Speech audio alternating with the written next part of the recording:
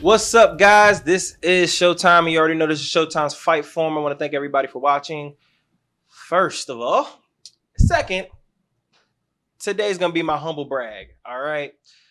This past weekend we had a UFC and we also had a Bellator event. That is gonna be my topic for today, and it is a big conversation. First, let's go ahead and talk about the UFC event.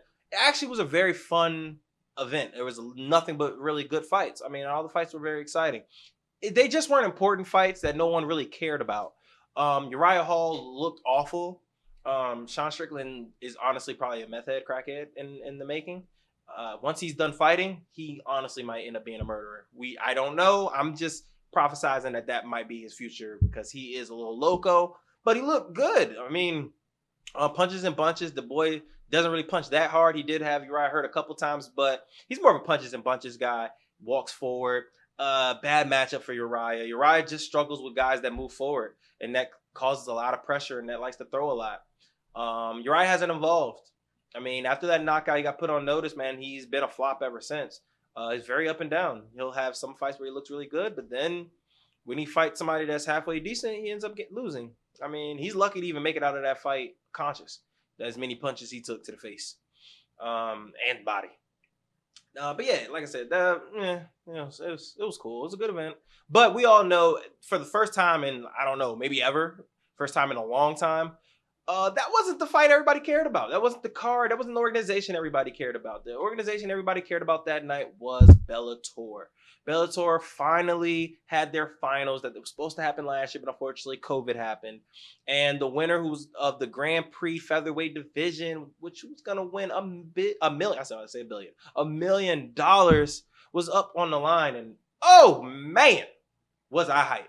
I was in my look, I had pizza, I had wings, I was sitting on the couch. I was like, let's go. I'm ready. I am ready. The whole card was pretty cool. There was one little stinker in the main card that I wasn't too fond of. But Usman Nurmagomedov, he looked phenomenal. Emmanuel Sanchez lost in a little bit of an upset. And we're going to talk about Brunel in a little bit. But yeah, the fight that everybody really cared about and the fight that was the most important, obviously, was the main event, which was Pitbull Fierro fighting AJ Mckee. Hey, I told y'all. Hey, is this on? I told you guys, AJ Mckee is the real freaking deal, man. I told y'all, he is possibly the best featherweight in the world. I don't care what you guys think, man. You guys can sit here and say, no, Alex Volkanovski is the best. Max Holloway is the best. They very well could be. I'm not sitting here saying it is impossible, but I've been telling y'all, AJ Mckee is different. Different. Let me just go ahead and brag a little bit about the guy, man. Like, let me do some humble bragging for homie. All right. He was 17-0. Now he's obviously 18-0. In the Grand Prix, he has finished everyone. Everyone. Okay. You're not that impressed? Cool. He's finished everybody. Cool. He's finished 4 people in a row. 3 out of the 4 were within 2 minutes of the first round. And it's not like he's been fighting straight scrubs. He's been fighting really good fighters. Darrion Caldwell was a champion. He's an All-American national champion wrestler. He is he's not dominant anymore, but he was dominant at one point in Bellator. Okay, easy work. Kamos is a good fighter. Got submitted by an armbar. I mean, come on, man. Like, dude is special, man. We have to give him his praise right now. He is young, hungry, and he's not up and coming. He's here. And I said that last episode. Let's talk about the fight a little bit. Pitbull, I thought looked like Pitbull normally would look. He was very patient, like he was in the Emmanuel Sanchez fight. He and also like he was with Michael Chandler. He looked good, and he looked like he normally looked. I mean, he was patient. AJ, I think that probably was the bad decision for him with the longer, bigger fighter in AJ Mckee. And I mean, like I said before, he's dynamic. He's quick. He's athletic. He has a lot of arsenals in his tool.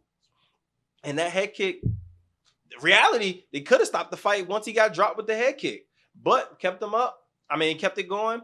then submitted him. Homie went to sleep slightly. I mean, it was a weird stoppage. Some people are gonna say it was like, so I heard some people say it was early-ish, possibly. I mean, but what it looked like to me was he got choked out. And the reason why he didn't like fall like Lyoto Machida was because the referee stopped him. It looked like he was about to go down, then he went right back up. But we have to remember, some people literally pass out just to wake right back up instantly. I've seen it happen plenty of times. So I do think he was out. The fight definitely was over, and we have Anu.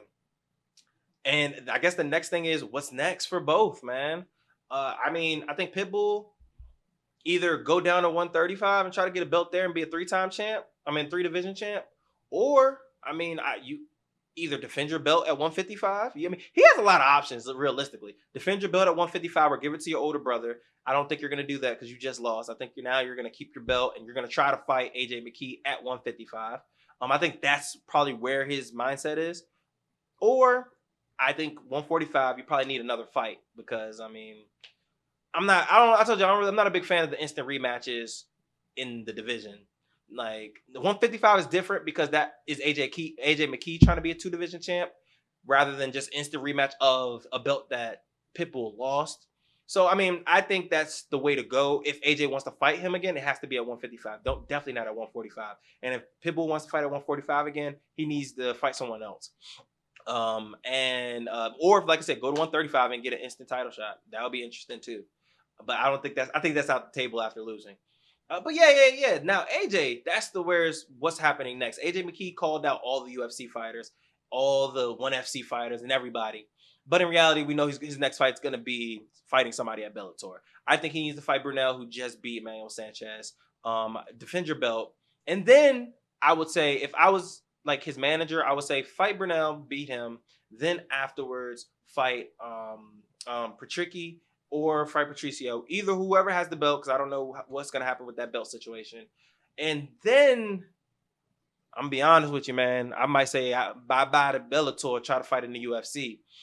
And here's the thing, and here's the reason why I'm saying this. As far as, the reason why I say Brunel deserves a title shot is because he's on a 7-fight win streak, and he just beat Saul Rogers, who was supposed to be in the UFC, but is not in the UFC. And he's beaten some very good fighters, and he's on a 7-fight win streak. He needs, and it's new blood for AJ Mckee. So, like I said, that's the reason why with that. But the reason why I'm saying AJ probably needs to get out of Bellator is because if he truly do want to prove that he's the best in the world and he does want to fight the best, realistically, the UFC will not fight him fighting in Bellator. It's just not. It doesn't make sense. And some people are going to say it does. It doesn't. Why would UFC, who's already the king, that has most of the best fighters in the whole world, why would they stoop down to an organization to build them up? They're competitors. In reality, that's the only thing you can do.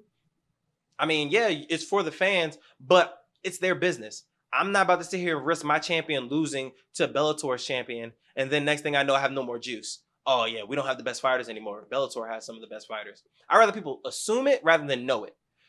So, yeah, it's not going to happen. Dana's not going to do it, and I wouldn't do it if I was Dana. It makes no sense. And also, while I do believe he's making more money now in Bellator than most of the fighters in the UFC, he has superstar capability. He has Conor McGregor capability, in my opinion. He genuinely does.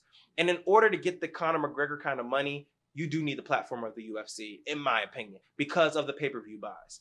And if he really wants that kind of bread, you got to go with the UFC because Conor is phasing out. He's losing now. The UFC would love a star, mega star, a homegrown star like AJ Mckee. And when I say homegrown, I mean American. Because for some odd reason they like to upsell the people that speak really good English. But yeah, so I think that's probably the best move for AJ. Bellator, I mean, you have to literally throw all the money you possibly can to keep him. After his fight contract's up, you're going to have to pay him a lot of money. And it might not be worth paying him because at the end of the day, you know, Bellator is only going to make so much money because they don't have pay-per-views like that. So unfortunately, they can't offer as much money as the UFC can. And I mean, we know Michael Chandler left, and I know he's making more money now in the UFC because he's getting the pay-per-view buys and he's built his legacy and name through Bellator. So yeah, that's basically how I see that. You guys obviously, like always, comment. Tell me what you think about AJ McKee, man. Do you think he's the real deal? Do you think it was fluke? And I also want to address that slightly about the whole it's possibly fluke. It can't be fluke if that's what you normally do. Like some people can say the Jose and the Conor was fluke, and I'm one of the people that wish the fight played out to see how different it could have been. But if you're known for doing something, it's not fluke. If Mike Tyson's known for knocking your ass out and he knocks you out in 30 seconds, how's that fluke? That's what he does. AJ McKee knocks people out. He puts people to sleep. That's what he does. He chokes people out. I'm sorry, but that's what he do. So it's obviously not a fluke kind of situation. So like I said, tell me what you think. What's next for AJ McKee? What's next for Pitbull? Are you guys interested in a rematch, whether it's at 155 or 145? Obviously, tell me what you think. This is Showtime Sanders. Follow me at all social medias at Showtime Sanders. Thank you guys for watching. Be blessed.